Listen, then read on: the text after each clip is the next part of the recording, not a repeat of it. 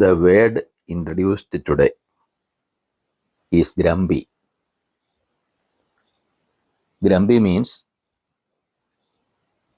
in a slightly angry mood, annoyed, irritable, or ill-tempered. വെറുപ്പുള്ള, മുഷിഞ്ഞ എന്നൊക്കെ പറയാം. Please note one sentence.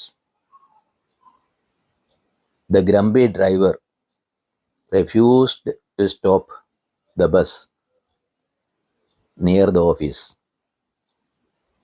Please try to make more simple sentences using this word grumpy. ഏതാണ്ട്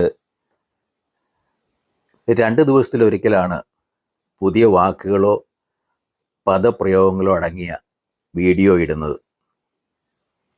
English പഠിച്ചു വരുന്ന തുടക്കക്കാർക്ക് വേണ്ടിയുള്ളതാണ് ഇവ.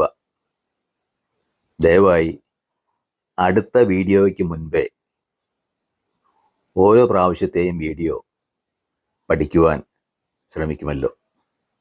Thank you.